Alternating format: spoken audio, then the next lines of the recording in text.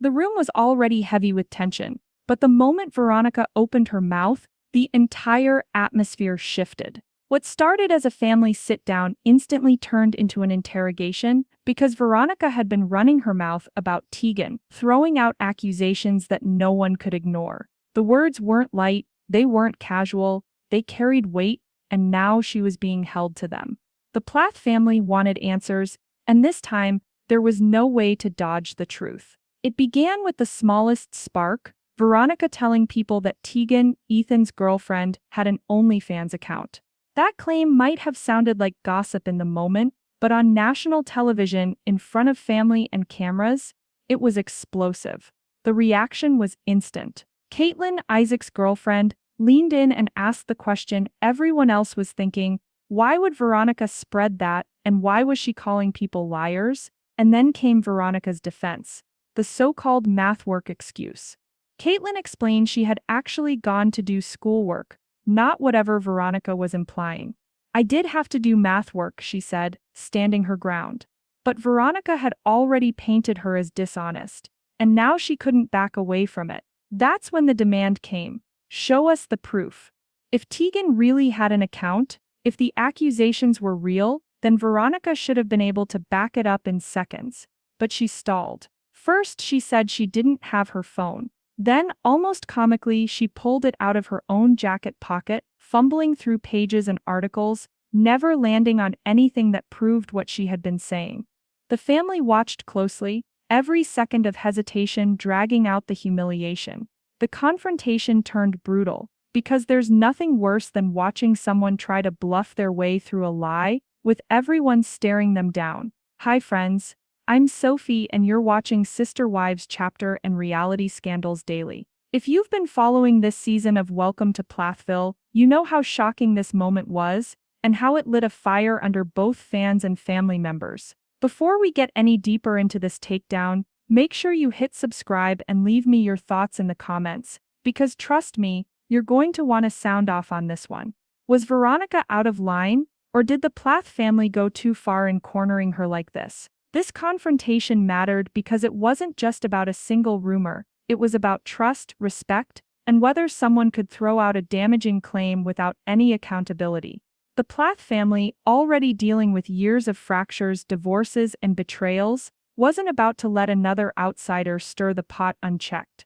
By the time Veronica was asked to roll the tape, it was clear that she had lost control of the room. The family's unity against her was unmistakable, and Veronica's deflections only made her look smaller in comparison. This was the setup to one of the most uncomfortable, unforgettable scenes of the season, a moment where the line between gossip and reality collapsed, and Veronica was left standing in the spotlight, unable to back up the story she had been spreading. The moment Veronica tried to wiggle her way out of the accusation, the family closed in. This wasn't just one person pressing her, it was a united front. Kim, who has seen her family weather countless storms, was not about to let this one slide. She stepped in with the kind of sharp, cutting tone that silences a room. Kim asked the question straight out: did Veronica really think it was okay to call Tegan names, to label her in ways that could ruin her reputation, especially without proof? That's when Veronica's confidence started to crack. Caitlyn, usually soft-spoken and reserved, suddenly found her voice. This was her breaking point. She wasn't going to let Veronica paint her or Tegan as liars. With quiet strength, Caitlyn pushed back, demanding to know why Veronica had said what she did. And she didn't stop there, she turned the tables by calling out Veronica's so-called evidence. Show us, she pressed. Pull it up right now. The room grew hotter with every second. The demand wasn't casual, it was pointed. Either Veronica had receipts, or she had just been caught spreading something she couldn't back up. And when the cameras were rolling, the stakes couldn't have been higher. That's when Veronica stumbled. At first, she insisted she didn't even have her phone with her. But the family was sharp, and when she finally pulled it out from her jacket, the collective gasp in the room said it all. How could she have forgotten she had it? Was she lying again, or simply caught off guard? Either way, the damage was done. She started tapping and scrolling, pretending to search, but nothing came up. Article after article, random headlines, irrelevant pages, nothing that even remotely proved her claim about Tegan. And as she stalled, the shouting began. Voices overlapped, cutting into her excuses. The family demanded clarity. Where was the account? Where was the proof? The humiliation on Veronica's face was clear. Her bluff had been called, and instead of showing anything concrete, she was exposed as scrambling under pressure. On national television in front of the Plath family, in front of every viewer at home, she had nothing to stand on. And that's what made this scene so electrifying for viewers. It wasn't just another family argument. It was a rare moment where someone tried to manipulate the narrative and got cornered by the truth. Fans watching at home could feel that secondhand embarrassment, that awkward sting of watching someone drown in their own story. It was tension you couldn't look away from, because we all knew exactly what was happening. Veronica couldn't back it up. The suspense wasn't just about her fumbling on her phone. It was about the bigger question. What happens when you make a claim on national TV that you can't prove? In a family already stretched thin by fractured trust and fragile relationships, the consequences could ripple far beyond that living room. And Veronica's silence, her lack of receipts, was louder than anything she could have said. If Act 2 was about the family uniting against Veronica, Act 3 was about watching her scramble. Backed into a corner with no proof to stand on, Veronica reached for the one lifeline she thought she had. Micah. Instead of owning her words, she threw her own boyfriend under the bus. She told the family that this wasn't just her fault, it was Micah's. He was the one, she insisted, who had planted the seed, who had carried the gossip, who had fueled the whispers about Tegan's supposed account. According to her, she was simply repeating what she'd heard. That defense, though, landed with a thud, because shifting blame only works if people still trust you. And by this point, Veronica's credibility was already shot. But here's the thing, Veronica's insecurities didn't come out of nowhere. Fans of Welcome to Plathville know Micah's history all too well. His reputation with women isn't exactly squeaky clean. We've heard about his slip-ups, about the times he hasn't exactly honored the boundaries of commitment.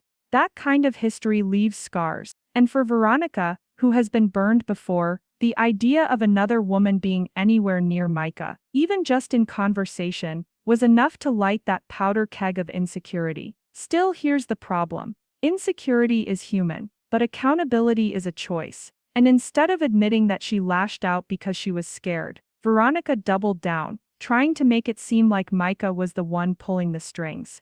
That's where she lost the audience. Because everyone could see it, she was grasping at straws, clawing her way out of the hole she had dug for herself. Psychologically, this moment revealed everything about where Veronica was at. She wasn't standing firm in the truth. She was flailing, projecting, and desperately trying to shift the target away from her. That kind of behavior doesn't just fracture trust, it annihilates it. Because once the family sees you won't take responsibility, why would they believe anything you say going forward?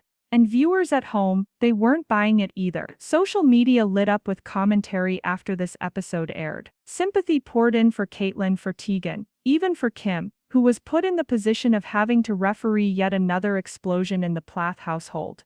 But for Veronica, the reactions were brutal. Words like deflection, gaslighting, and cowardly came up again and again. Fans weren't just annoyed, they were in disbelief. And it's important to place this moment in the wider Plathville timeline. This isn't the first time mistrust has poisoned relationships in this family. From Ethan and Olivia's drawn-out marital struggles, to Kim's fractured bonds with her kids, to the years of secrets and silent treatment, lies and deflection have always been the Plath's undoing. Veronica wasn't just having her own bad night. She was replaying the same old script this family has lived through again and again. And that's what makes this confrontation cut so deep. It wasn't just about a rumor, or an account, or even Micah's wandering eye. It was about the cycle of mistrust, the pattern of hiding, and the refusal to stand up and tell the truth. Veronica, in that moment, became another cautionary tale in the ongoing saga of how mistrust destroys relationships, both on and off camera.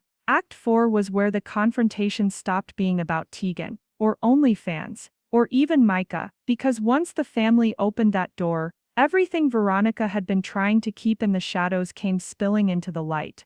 You could feel the shift in the room. This wasn't just a petty rumor anymore. It was about Veronica's entire track record. And the family wasn't afraid to lay it out. The DUI, the whispered conflicts, The way her son Isaac's underage drinking had quietly been swept aside. Ethan's volcanic rage moments on the wedding eve. Her daughters choosing time with their father over her. All of it resurfaced like a tidal wave. For fans, this was the real turning point.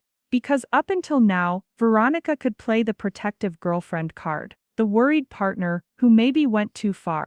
But once those receipts of her past came back around, her credibility shattered.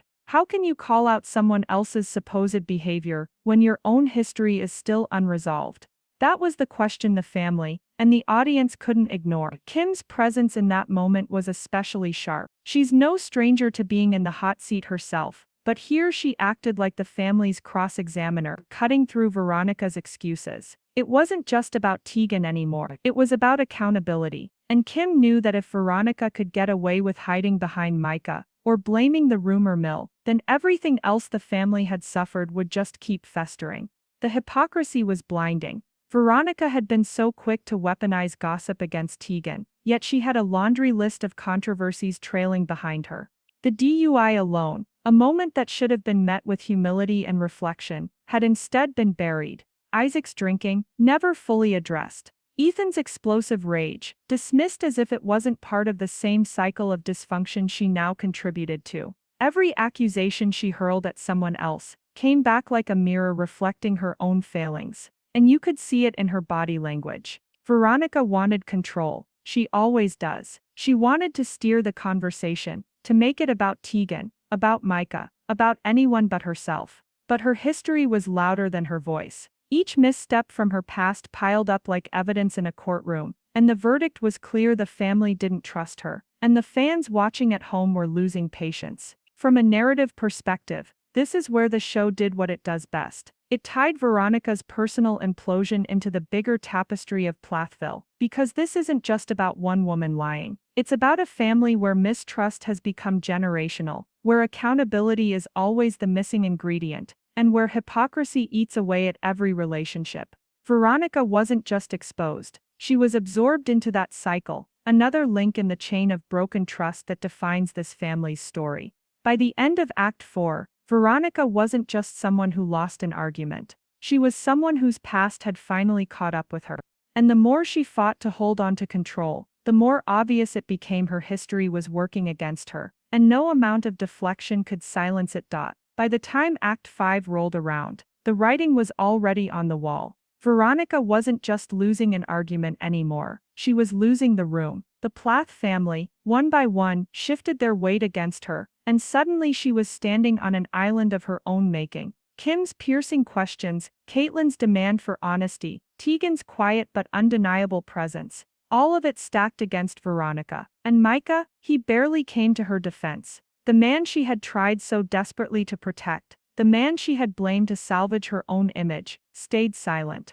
That silence was louder than anything else. It was the sound of abandonment. This was the breaking point. Families fracture in private all the time, but when it happens on national television, the collapse becomes permanent in the eyes of the audience. And the audience wasn't confused about what they were seeing. They saw betrayal. They saw lies. They saw humiliation that Veronica brought on herself. The crescendo of emotion hit when the family stopped yelling and simply stared at her, because silence carries a different kind of weight. It wasn't just anger anymore. It was disappointment, the kind you don't come back from. The Plaths have weathered chaos before, but this moment was a line in the sand. Veronica had chosen gossip over truth, and deflection over accountability, and the family chose to side against her. From the perspective of fans, this was the episode that sealed Veronica's reputation. Up until now, some viewers still held out sympathy. They saw her as insecure, maybe overprotective, maybe caught in the undertow of Micah's wandering eye. But now, sympathy evaporated. Social feeds filled with judgment, hashtags turned against her, and memes painted her as the villain of the finale. Public opinion solidified, and it wasn't in her favor. And here's the tragedy: Veronica didn't just hurt Tegan with her accusations, she hurt herself. Because once you lose credibility in a family like the Plaths, a family already drenched in mistrust, you don't get it back. Every future conversation, every future conflict, will be weighed against this moment. Every word she speaks will be heard through the filter of, is she lying again? That is the legacy she just wrote for herself. So what does this mean for Veronica's future with the Plaths? Honestly, it's bleak. Trust isn't rebuilt overnight, and the Plath family has a long history of holding grudges. If she stays with Micah, she'll always be the girlfriend who accused Tegan and got caught. If she leaves him, she walks away branded as the outsider who couldn't be trusted. Either way, this moment changed everything. And that's where we leave it. Betrayal, lies, humiliation, and a family finally united, but united against her. But now I want to hear from you. Did Veronica deserve to be called out this harshly, or do you think the Plath family went too far? Drop your thoughts in the comments below. I read every single one. And if you love deep dives into reality TV scandals and family drama, don't forget to subscribe, like, and hit that notification bell so you never miss an update. Because if this is how the season ends, just imagine how explosive the next chapter will be.